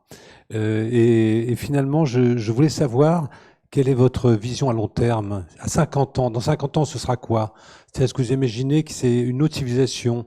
C'est d'autres gens qui travaillent différemment? C'est-à-dire, en quoi quelqu'un qui a 20 ans va rester là? Qu'est-ce que vous imaginez? Alors actuellement, il part, je sais. Et des villages comme le mien, il y a beaucoup de personnes âgées. Mais qu'est-ce qui ferait qu'on resterait? Est-ce que c'est donc je répète, un mode de civilisation, c'est-à-dire Françoise parlait du bouquin de Gravier, le désert français. C'est-à-dire comment est-ce qu'on conjure cette histoire-là? Est-ce que c'est éventuellement pris dans un tissu, un espèce de rhizome métropolitain où finalement on serait une annexe un peu lointaine de Dijon, Besançon, Dole, etc. Où finalement c'est une sorte de transport permanent, télétravail, je ne sais rien, ou je sais pas quoi. C'est-à-dire, qu'est-ce que vous imaginez comme civilisation qui pourrait faire perdurer ce village au-delà d'un travail magnifique que vous faites? Non, mais là, ta question est compliquée, hein. Ah, tu vois, on pourrait faire le scénario que la civilisation métropolitaine va exploser un jour. Moi personnellement, j'y crois assez. Voilà, je ne fais pas partie des scénarios catastrophistes, mais quand même, cette espèce d'aspiration des richesses, cette espèce de concentration. Tu vas dans une ville comme Bordeaux, où je suis allé récemment. Je veux dire, tu vois. Voilà, ce phénomène ne peut pas continuer comme ça. Un jour, ça va forcément se casser la gueule et viendra autre chose. Et je pense qu'à ce moment-là, effectivement, ce type de village aura à nouveau sa chance à jouer, son rôle à jouer dans cette complémentarité qu'on trouvera à nouveau dans des rapports de très grande proximité. Alors, ça peut paraître un peu débile de dire ça, hein, je suis d'accord, mais enfin, je pense que comme tu parles de scénario, c'est un scénario vraisemblable. Parce que je vois pas cette politique, voilà, quand tu vas dans la périphérie de Dijon que tu connais bien aujourd'hui, je vois pas qu'on puisse continuer longtemps à développer les villes de cette manière aberrante, quoi. Hein. Et il y a beaucoup de problèmes, tout le monde le sait, et cette politique des métropoles, elle va elle-même s'autodétruire, je pense, un jour. Voilà, ça c'est un scénario. Jacques Lucan a peut-être un autre, mais... Ah, merci. Non, je n'ai pas d'autre scénario, mais je connais ce que pense François, donc je vois à peu près dans quelle direction. Mais ouais, d'accord. Mais en même temps, je veux dire, récemment, à Lisbonne, à la triennale qui s'est terminée maintenant, Sébastien Marot a fait une énorme exposition présentant des hypothèses qui pouvaient être aussi différentes de celles du développement des métropoles. Donc il y a une quantité de jeux, enfin je pense maintenant, il y a de plus en plus de personnes qui réfléchissent effectivement à la non-inéluctabilité de ce développement, etc. C'est tout, très simplement. Ben, alors si tu es d'accord, c'est super. Non, mais c'est ça la question. Est-ce que, au fond, voir les métropoles se développer comme se développent aujourd'hui, quelque part, au fond, c'est ne pas penser. C'est ne pas penser, c'est laisser les choses se faire. Après, on rectifie un peu de temps en temps parce que ça ne va pas du tout, je ne sais pas quoi. Mais c'est pas là que se trouve, au fond, peut-être la pensée la plus positive d'aujourd'hui. C'est ça. Alors, par rapport à ce que dit Bernard, je ne sais pas ce que deviendra PEM, mais c'est évident qu'il y a une multiplicité de lieux de ce type en France, moins beaux que PEM, souvent, malheureusement pour eux, mais qui sont des ordres de grandeur de 1000, 1500 habitants. Bon, c'est des gros bourgs, quoi. C'est pas des villes, c'est des gros bourgs qui ont des services, etc. Et donc, on peut imaginer effectivement que les gens se mettent à réfléchir effectivement au devenir de ça. Et avec les moyens, évidemment, que ça puisse effectivement se développer. Je ne vois pas pourquoi ce ne serait pas un élément de réflexion. Alors, ce qu'il faut dire, moi, tu ne l'as pas dit, mais peut-être que tu l'as dit, mais je ne l'ai pas entendu, c'est que tu as toujours été à PEM. C'est-à-dire, ce n'est pas un truc sur lequel tu es venu comme ça un jour. Non, tu n'es pas né là, mais enfin, tu as passé toute ton enfance là-bas, ou quasiment une partie, je pense. Ta famille était là-bas. Donc, il y a quelque chose qui est de l'ordre un peu viscéral chez toi. Et c'est ce qui en fait sa force. C'est pas évident que tout le monde trouve cette situation. Hein, c'est pas évident qu'il y ait beaucoup de situations, ou alors c'est comme ceux qui se sont taillés, quoi. Moi, je me suis taillé de mon village natal. Bon, bah, évidemment, comme François, parce qu'il n'y avait plus rien à y faire, quoi. Hein, je veux dire, donc, je dis pas que je vais y retourner, parce que les attaches sont perdues, hein, complètement. Donc, c'est des questions aussi compliquées. Pour nous, architectes, ouais, peut-être aussi.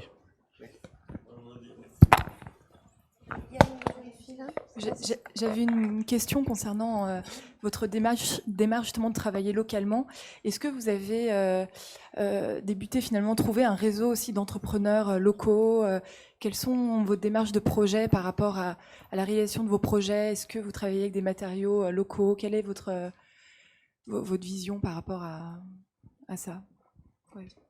C'est une autre partie, oui, c'est une autre question. Je vais répondre rapidement. En tout cas, moi, ce que j'aime dans le fait de travailler là-bas et d'avoir cette action d'avenir radieux, c'est-à-dire ces conseils pour des petits projets, voilà, c'est justement d'avoir une sorte de réseau d'entreprises où on retrouve un rôle de l'architecte très simple. Vous voyez bien que le problème de l'architecte aujourd'hui, moi, si on vient me voir pour refaire une façade, faire un projet complet, ça coûte trop cher. C'est impossible de travailler de cette manière-là. Alors quand on est dans un réseau économique, qu'on connaît les entreprises, ben on retrouve cette espèce de dialogue voilà, immédiat avec l'entreprise qui connaît votre travail, qui sait ce que vous voulez, vous savez ce qu'elle est capable de faire. Et ainsi, il y a un échange qui échappe. C'est Simon Tessou, je crois, qui dit ça, bon, qui échappe à l'APS, l'APD, le DCE, etc., quoi, hein. Il y a une immédiateté du travail de l'architecte qui, par sa connaissance du milieu, rend les choses beaucoup plus faciles. Évidemment, voilà, après, on travaille avec toutes sortes de matériaux, mais si possible, locaux.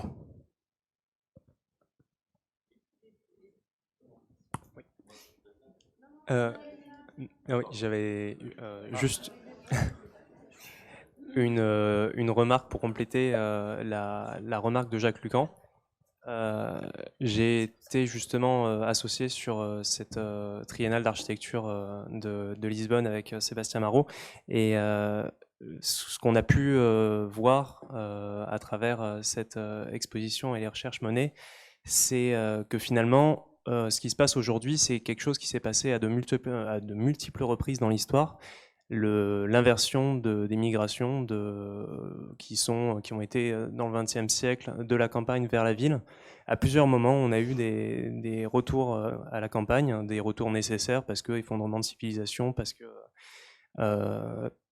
parce que perte de foi, notamment pour les fondations des monastères cisterciens, notamment. Et donc, c'est quelque chose auquel la civilisation a déjà été confrontée. Et je pense pas que la nativité soit une condition absolue pour retourner à la campagne, pour s'inscrire en fait dans un lieu. C'est plus facile, évidemment, oui. Mais je pense que c'est plutôt une disposition et des convictions qui engagent à ça. Aujourd'hui, c'est vrai que se retrouver confronté avec les gens qui viennent de là, c'est pas facile, mais si on montre des dispositions et une bonne volonté, je pense que c'est tout à fait envisageable. Donc c'est simplement voilà pour dire que c'est pas une condition inéluctable. Si on est en ville, de rester en ville. Si on est sur une île, de rester sur cette île. On peut aussi avancer et s'implanter dans des endroits si ça fait sens pour nous. Non, moi je voulais dire simplement que à partir du moment où tu as fait ce travail-là, quand vous parlez d'Urbino, il faut quand même savoir et comprendre que Urbino faisait partie de l'enseignement universitaire, que c'est aussi cet enseignement universitaire. Par exemple, en Toscane, après la guerre, quand on s'est aperçu que l'urbanisation moderne allait détruire toutes les fortifications des petites villes de Toscane, la faculté s'est impliquée, et beaucoup de gens, hein, pas que la faculté d'architecture de Toscane, pour créer une association des villes fortifiées et empêcher, en faisant tout le relevé des petites bleds, etc., en travaillant dessus, que c'était un enseignement universitaire. Le problème, c'est que nous, l'enseignement d'architecture, il est complètement une espèce de logorée perpétuelle des architectes, alors qu'il faudrait retrouver cet enseignement sur le territoire, parce que le territoire est hyper important. Moi, je l'ai fait un peu à Nantes, mais ça n'a pas donné grand-chose. Mais on a travaillé, par exemple, sur la construction du paysage agricole en Bretagne au 19e siècle. Et là, on a trouvé, effectivement, qu'il y avait l'invention d'une architecture, etc., etc., et qu'on trouve dans l'histoire de l'architecture, bon, De Carlo, c'est pas un secret, il vient de Patrick Guedes, il a cette histoire de Patrick Guedes, donc il y a l'histoire du relevé, du civic survey, etc., d'impliquer, par exemple, ce que peut-être vous faites, c'est les enfants des écoles, à peine, ça c'est hyper important. Parce que là, ça implique les parents, ça joue tout un jeu. Donc il y a toute une pédagogie qu'on devrait retrouver dans les écoles d'architecture, pour qu'au moins les architectes pensent à autre chose que leur gratte-ciel dans Paris, etc. Bon, mais sur le retour à la campagne, je sais pas, mais bon, on voit bien qu'il y a jusqu'à New York, il arrive de Country Live, une espérance, ou je sais pas quoi, un futur, mais c'est pas tout à fait ça. C'est que c'est un enseignement qui devrait être retourné dans les écoles, retrouvé dans les archives du musée des arts et traditions populaires, tous les relevés faits par des architectes, dont les élèves de Le Corbusier, Bossuet et tout ça, tous les relevés sur le territoire, et pour donner une pédagogie sur ce territoire-là. Je pense que c'est nécessaire, mais c'est pas qu'à niveau de peine. C'est vraiment un niveau national des écoles d'architecture. Oui, moi je voudrais dire une petite chose là-dessus. Je trouve que, monsieur, je voulais réagir à votre intervention. Je trouve que les gens qui viennent nous expliquer qu'un jour les villes au XIIe siècle ont vu un exode de quelques moines ou aspirants pour aller fonder des monastères cisterciens, et que l'histoire devient la caution d'une forme de certitude qu'au fond, aujourd'hui, on peut imaginer que les métropoles se videront pour remplir les campagnes, c'est, à mon avis, utiliser l'histoire à des fins que je trouve un peu douteuses. Ça me fait un peu penser aux gens qui présentent la météo, voilà, après le journal télévisé, et qui vous parle des inondations, des feux de forêt, enfin de toutes les preuves qu'on vit un moment qui n'a pas d'équivalent historique, et qui vous explique tout de suite, pour parer toute inquiétude, qu'au fond, il y a 25 ans, il a fait aussi froid, il y a eu des incendies, il y a eu aussi des inondations, hein, une sorte de climato-scepticisme rampant, vous voyez. Et je trouve que l'idée que aujourd'hui, comme en témoigne l'échange de tout à l'heure, on vit un moment qui est assez incroyable, difficile, très dramatique, dont l'urbanisme est un des acteurs. Je crois qu'il ne faut pas l'arroser comme on arrose des braises, avec des sortes de parallèles historiques qui sont pas forcément non pertinents, mais qui sont sans doute inopérants. Voilà. Et que le rôle des écoles d'architecture, moi j'y reviens, puisque c'était un petit peu ce dont je voulais parler en tant qu'enseignante, et puis en rapport avec tout ce qu'on a dit avant, pour moi, c'est réellement de redevenir des véritables lieux de questionnement et de recherche. Pas de la recherche académique pour produire des articles que personne ne lit, contre des décharges horaires d'enseignement, mais un vrai travail, en effet, sur le terrain, qui revient d'ailleurs, les interventions voilà, de toi, qui avait connu aussi un moment, les années 70-80, où il y a eu cette espèce d'énergie au moment de la création des écoles d'architecture en France, mais pas que.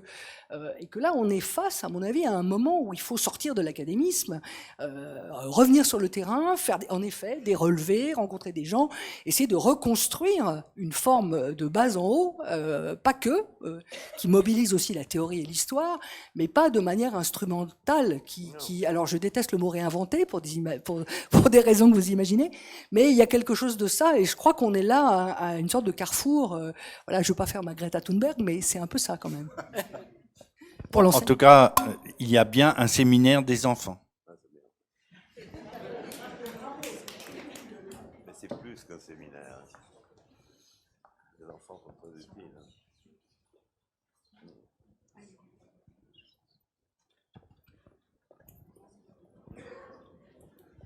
Oui, bonsoir, merci pour cette conférence. Juste une question par rapport au patrimoine. Comment fonctionne l'association en termes de financement? Est-ce que tout est lié à des subventions liées au patrimoine et comme pour les aides aux particuliers, enfin pour la rénovation et tout, est-ce que c'est lié à la classification du village et de son patrimoine remarquable? Et ça amène à une autre question, comment font d'autres petites villes sans ce patrimoine remarquable pour rester actives et vivre, continuer à vivre? À la seconde question, je ne sais pas répondre. On essaye de faire ce que l'on peut là où on est. À la première, l'association, elle fonctionne grâce à deux aides principales, à la fois une sorte de taxe, ou en tout cas de subvention de la commune qui correspond à 5 € par habitant.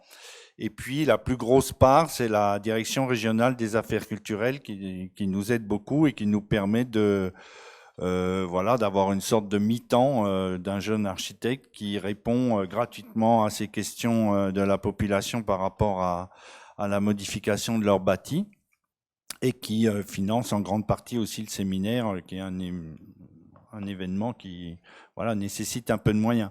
Mais c'est essentiellement la direction régionale des affaires culturelles et un peu la commune. Voilà, mais nous, ce dont on rêve dans un second temps, ça serait de devenir une sorte d'atelier public aux côtés de la commune, ce que l'on n'arrive pas à faire en quelque sorte. Parce qu'on a des opposants, parce que c'est difficile. Mais il faudrait qu'on franchisse ce pas et qu'on soit comme intégré à la commune pour devenir la cheville ouvrière de la municipalité pour tout ce qui traite de ces espaces publics et de ces bâtiments. Je ne sais pas si c'est possible et si d'ailleurs peut-être c'est pas souhaitable. Je voulais répondre à votre question sur comment font les autres. J'ai beaucoup entendu une opposition, enfin il ne faut pas qu'il y ait d'opposition entre métropole et monde rural. La ruralité, de toute façon, on ne veut pas accueillir tous les gens des métropoles, il n'y a pas de place. Mais je veux dire simplement que les autres communes, on dit souvent quand on n'a pas de pétrole, on a des idées. Et dans le monde rural, toutes les communes sont vraiment proactives, elles ont des idées différentes. Et puis c'est ça qui est riche aussi dans le monde rural. C'est qu'on est obligé de confronter à se débrouiller et trouver des idées. Et c'est riche. La Haute-Saône, la Franche-Comté est très riche d'idées intéressantes. Voilà, c'est ce que je peux vous dire. En tout cas, ce qu'on n'a pas dit non plus, c'est que nous, on aimerait que le maire soit un peu plus communiste, en quelque sorte, et que, notamment, il taxe, mais il s'en est expliqué déjà, malheureusement, parce que toutes ces réformes territoriales, et notamment la loi NOTRe, ça a été une véritable catastrophe par rapport à des communes comme celle de Pem, Là où on pouvait encore gérer une certaine partie du territoire, aujourd'hui on ne le peut pas. Comme il l'a dit, ça passe à la communauté de communes, ça passe dans d'autres champs de décision, d'autres systèmes de subventions. Il faut savoir qu'en France, quand même, le système des subventions sclérose absolument tout, hein. C'est-à-dire les projets ne se font pas tellement, c'est difficile d'obtenir une subvention et tellement le parcours du combattant est énorme. Mais en tout cas, par exemple, simplement taxer les biens vacants, c'est-à-dire très lourdement, tous les gens qui laissent pourrir leur maison, les obliger à un moment donné de la céder ou de la donner, parce que bien souvent, elles ne valent rien, hein. À peine vous pouvez acheter une maison pour 20 000 euros sans problème, 25 000 euros sans problème, et en faire vraiment quelque chose de très beau. Voilà, mais il faudrait une politique plus incitative de la part de la commune, de la communauté de communes, voilà, des différents échelons. Et l'arrêté de péril aussi est un autre outil, un peu violent, mais qui devrait être utilisé aussi plus souvent, parce que vous voyez, ces bâtiments qui menacent ruine, qui un jour peuvent tuer quelqu'un d'ailleurs, hein, ça peut arriver. Voilà, il faudrait des arrêtés de péril un peu plus efficaces. Mais c'est là qu'on a des fois du mal à s'entendre, parce que quand il y a un arrêté de péril, les travaux sont ordonnés par la juridiction et c'est la commune qui paye. Et après, elle se sert sur la bête. Mais des fois, la bête, elle n'existe pas. Donc, en fait, soit... quand on prend un arrêté de péril, ben, il faut pouvoir financer derrière, quoi.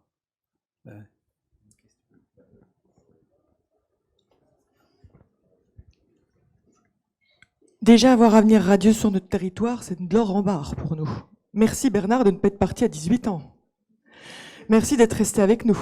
Tu fais partie de nos forces vives, ça c'est certain. Tu as dit tout à l'heure, les architectes, on ne nous aime pas. Ça tombe bien, les politiques non plus. Ça tombe bien, les agriculteurs non plus. Les profs non plus. L'éducation nationale non plus, etc., etc. Et je crois que ce que tu as prouvé avec ce qui a été mis en place à PEM, c'est justement, il faut arriver à sortir de son entre-soi pour arriver à parler ensemble. Et c'est ça qu'on a réussi à faire. Parce que parler d'architecture, effectivement, en milieu, enfin, que tu as réussi à faire, parler d'architecture en milieu rural, on appelle ça même l'hyper-ruralité chez nous, donc ça veut dire hyper-cutéreux, hein, pour une traduction. C'est vraiment pas facile, mais on y arrive. Et on ne parle pas en fait d'architecture, puisque l'architecture, c'est celui qui prend tout l'argent, et c'est tout, hein, c'est ça l'image qui s'en fait. Mais en tout cas, vous arrivez à prouver, et Marnay, PEM, pardon, lapsus révélateur, arrive à le prouver. Et par rapport à la politique, en tout cas, qu'on doit mener par rapport à travers l'intercommunalité, vivement que PEM change d'intercommunalité, alors. C'est un petit message. Et par rapport à nos jeunes, quand on dit il y a rien à faire, il y a plus rien à faire et effectivement on s'en va, bon bah nous en ruralité ça nous fait mal quand on entend ça. Effectivement, moi je dirais pas qu'il y a rien à faire, c'est l'inverse, il y a tout à créer et c'est peut-être ça qui fait peur parce qu'il y a tout à créer et on a tout à faire ensemble. Et sur les territoires ruraux, il y a beaucoup de choses à remettre en place et en tout cas moi je bois du petit lait sur ce qui a été fait au niveau de PEM et de la manière dont les terrasses, les appartements mettent à une voix forte, Bernard aussi. Donc l'inconvénient quand tu as une voix forte parce que ça pèse vers l'ABF, tout à l'heure tu as dit il faut braver les interdits, oui, ça on sait que tu sais faire, mais nous il faut qu'on arrive à mettre ça à dégripper, à mettre ça dans les lois pour qu'on puisse avancer dans les villages parce que 300 et quelques communes, j'ai dans ma circonscription, et c'est 300 et quelques mêmes problèmes.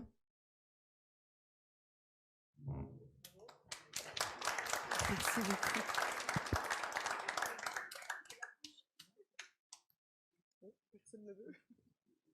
Il y a d'autres questions après une telle intervention? S'il n'y a pas d'autres questions, on va pouvoir vous remercier parce que c'était vraiment passionnant. Et puis de constater un tel engagement, je crois que ça réconforte tout le monde. Donc, il y a encore une question? C'est d'hériter comme un maire dans le sud de la France qui a hérité de je ne sais combien de millions et qui a épargné toute la population de tous ses impôts.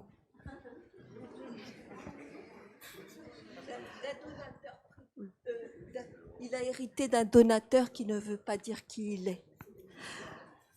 Bon, ben merci beaucoup. Et merci à vous aussi.